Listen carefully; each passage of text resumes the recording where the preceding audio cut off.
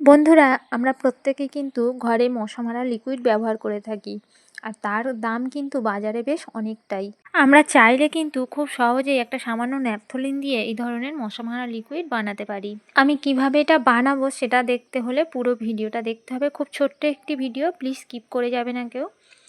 তো চলো, এই যে জিনিসটা আমরা ব্যবহার করি এটা কিন্তু স্বাস্থ্যের পক্ষে একেবারেই ভালো নয়, আমরা জানি। কিন্তু মশার উপদ্রব থেকে বাঁচতে এগুলো আমরা ব্যবহার করেই থাকি। বিশেষ করে বাচ্চাদের স্বাস্থ্যের ক্ষেত্রে একেবারেই ভালো না।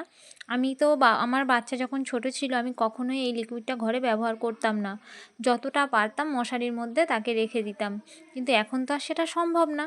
তো সেই কারণে এটা জ্বালাতেই হয়। আর জ্বালাতে গেলে কি হবে, দাম মানে যে তুলনায় দাম আর কি সবসময় কেনা সম্ভব হয়ে থাকে না। আর এই যে ন্যাপথলিনের দাম বাজারে এমন কিছু না, এটা 10 টাকার এতগুলো ন্যাপথলিন হয়েছে। তো এটা কি করব আমি বলো তো, এই ন্যাপথলিন দিয়েই আজকে আমি কিন্তু একটা মশা মারা লিকুইড বানাবো। আমরা সবাই জানি কিন্তু ন্যাপথলিন কীটনাশক। তো সেই কারণেই আমি আজকের এই ন্যাপথলিনটাই ব্যবহার করছি তেলের মধ্যে।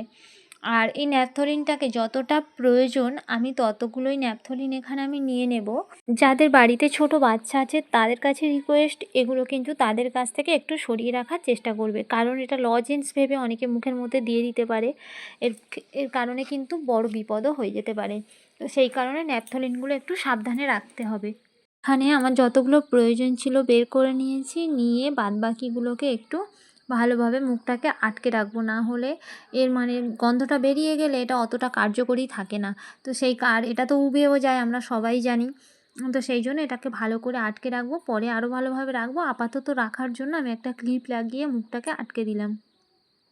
এবার কি করব, এই ন্যাপথলিনগুলোকে আমি একটা প্লাস্টিকের মধ্যে নিচ্ছি।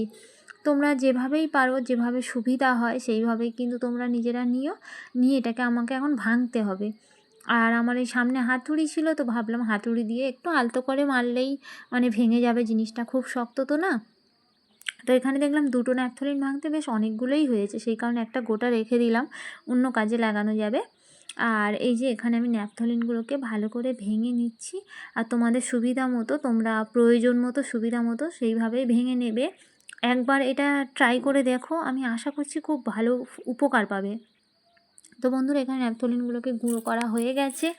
আর এটাতেও এতটা আমার লাগবে না, একটা ছোট্ট বোতলে অতটা লাগবে না। আর এটাতে আমি আগে থেকে দেখো খালি বোতল একটা পড়েছিল, সেটার মধ্যে আমি নারকেল তেল ঢেলে রেখে দিয়েছি, সেটা দেখানো হয়নি। তো যাই হোক, তোমরা যে কোনো নারকেল তেল এখানে ব্যবহার করতে পারবে।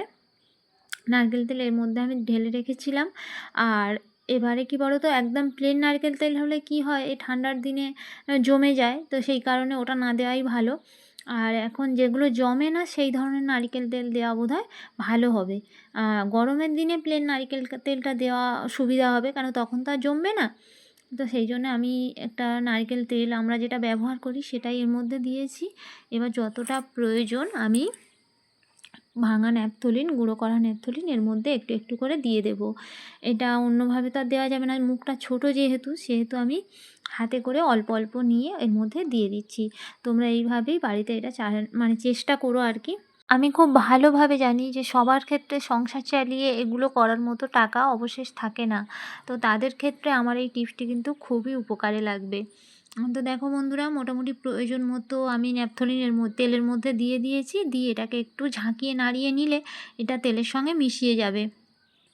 তারপরে এইটা নিয়ে আমি ওই মেশিনটাতে লাগিয়ে দেবো। আমার ওই আগের ওই যে লিকুইডটা লাগানো আছে দেখানোর জন্য, ওটাকে আমি খুলে আর এর মধ্যে লাগিয়ে দেব।